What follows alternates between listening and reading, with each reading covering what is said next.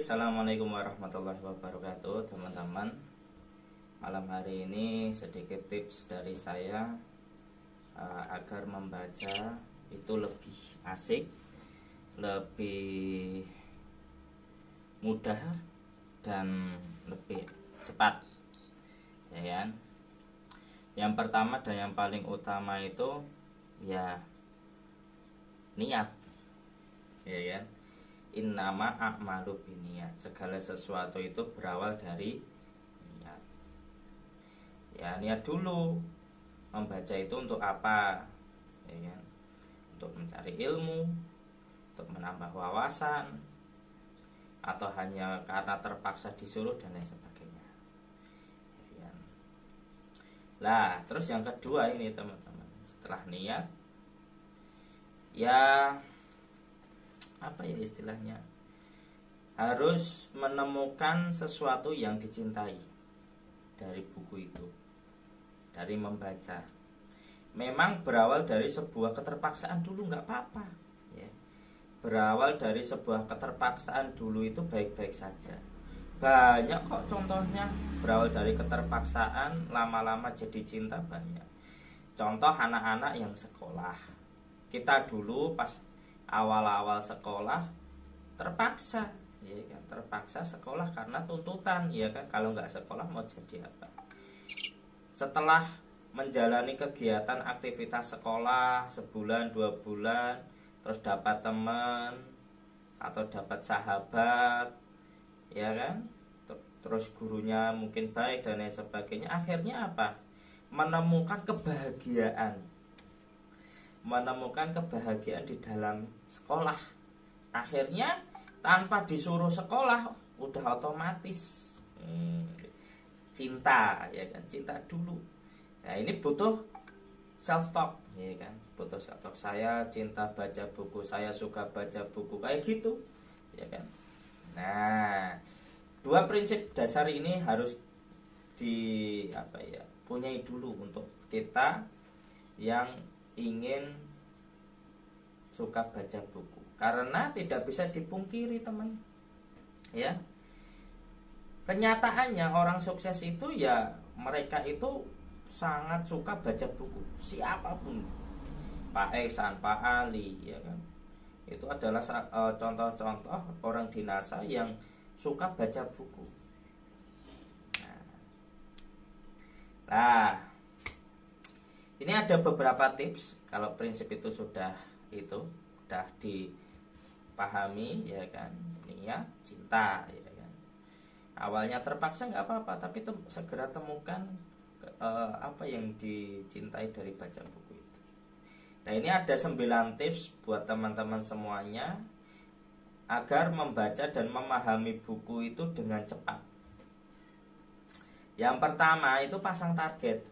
Ya, yang pertama pasang target. Ya. Dirimu untuk menyelesaikan beberapa halaman dari buku, ya kan, dalam kurun waktu tertentu, harian, mingguan, atau seterusnya. Pasang target yang jelas karena itu akan mendorongmu, ya kan, untuk bertanggung jawab. Gitu. Atas tujuan yang hendak kamu raih loh teman-teman. Gitu. Itu yang pertama, pasang target. Yang kedua, review buku, ya kan. Seperti film, ya kan, seperti film. Kita pengen nonton film, kan lihat dulu trailernya. Ya kan, lihat dulu trailernya. Sama baca buku itu biar asik, ya kan, biar cepet paham, baca dulu preview bukunya. Lah, kalau di buku JJT 2 itu yang di kotak itu loh, yang di kotak warna biru itu kan preview bukunya, guys. Itu ya, sebelum baca semuanya, nah itu baca dulu preview bukunya.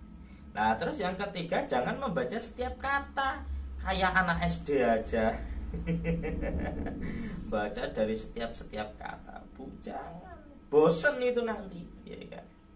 Lah, rata-rata, ya kan, mata orang dewasa termasuk kita ini, ya kan, hanya dapat memindai 3 hingga 5 kata dalam satu baris saja, ya kan. Nah, sekarang dicoba. Selesaikan satu baris kalimat pendek dalam satu kali penglihatan atau pemindaian aja, ya kan? Ini penting dilakukan agar kamu tidak membaca kata demi kata kayak orang SD, kayak anak SD, ya kan, baca kata tidak, tapi lihat. Jadi jarak buku dengan mata itu ketika mata melihat itu bisa satu kalimat gitu loh. Gitu. Kalau terlalu deket gini ya nggak bisa. Gitu. Jadi jarak nyaman. Kalau jarak nyaman itu ya mungkin tergantung mata, tapi rata-rata ini kan. Rata-rata itu 20 cm. Itu rata. Ya segini gitu. Enak gitu. Nah, terus yang keempat, jangan membaca setiap teks, bagian-bagian teks, jangan. Ya kan? Lah, ini menurut penelitian Dartmouth College Academy, ya, Skill Center, membaca setiap bagian dari teks atau buku adalah kebiasaan yang sudah kuno, ya kan? Maka dari itu, kamu harus memilah dan fokus pada informasi yang kamu anggap relevan saja. Jadi ya dilihat, ya kan, dilihat, ya kan.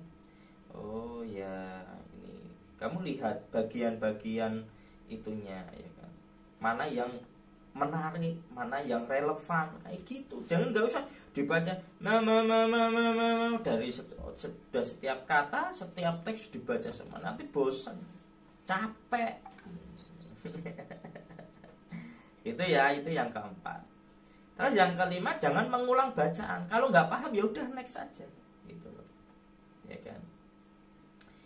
Membaca cepat itu butuh konsentrasi, minimal gangguan suara, interupsi, dan jaga fokus pikiranmu hanya pada teks. Jika kamu stay fokus pada teks, maka kebiasaan membaca ulang kata atau kalimat dapat dihindari. Gitu. Jadilah pembaca aktif yang selalu fokus pada teks dan berusaha untuk memahaminya. Itu. Jadi ketika membaca gitu, ada suara atau fokus itu ya kita harus belajar, ya kan? Belajar fokus, butuh konsentrasi. Maka ketika baca itu ya badan fit, ya kan, pikiran tenang, cari tempat yang enak, ya kan, cari tempat yang tenang, nggak ada suara bising dan lain sebagainya. Kalau saya lebih suka ya di tempat yang rame tapi tidak bising, ya, misalkan di itu depan rumah itu suka aku membaca kayak gitu, atau di kalau saya di atas balkon, apa namanya itu, di lantai 2 kayak gitu bisa enak ya. Atau kalau punya teman-teman punya tempat kerja ya buat tempat kerja khusus anak-anak ya di itu, atau pas malam hari ya, gitu enak, asik. Jadi bisa meminimalisir kita membaca pulang bacaan, mengulang bacaan itu bisa. Nah, yang keenam, pasang timer. Nah, membaca cepat itu butuh latihan. Saya ingat waktu SD, anak-anak SD dengan kita bacanya cepatan mana? Cepatan kita. Kenapa? Karena kita itu sudah terlatih membaca. Nah, maka untuk membaca cepat itu butuh latihan, nggak apa-apa. Nah, untuk melatih itu ya kita pakai timer. Kira-kira kita pasang ini, dalam waktu 1 menit, 1 menit ya, 1 menit itu saya bisa baca berapa kalimat, berapa. Mungkin awalnya sedikit, tapi lama-lama sudah banyak. Nah, ingat 10.000 jam, ya kan? Dibiasakan. Nah, terus yang ke-7, tambah perbendaharaan kosakata. Nah, ini yang terakhir, tulis ringkasan. Ringkasannya ditulis. Itu teman-teman ya, kalau pengen bacanya asik, terus cepat paham, ya kan. Jadi ketika baca sudah selesai, tulis ringkasannya. Jangan males-males, ya kan. Kalau males ya wis. Kalau ibaratnya kalau sudah males gitu ya nggak ada solusinya. Wong bahkan Rasulullah aja itu selalu berdoa agar dihindari dari malas, penyakit malas. Malas itu penyakit, ya kan? Nah kayak gitu. Ya, coba, ya kan? Bahkan Rasulullah aja itu nggak bisa kalau ada sahabat malas itu wis iso diapa-apa. Malas itu temennya setan no, itu. Jadi ya itu ya. Gitu nggih. Oke. Assalamualaikum warahmatullahi wabarakatuh.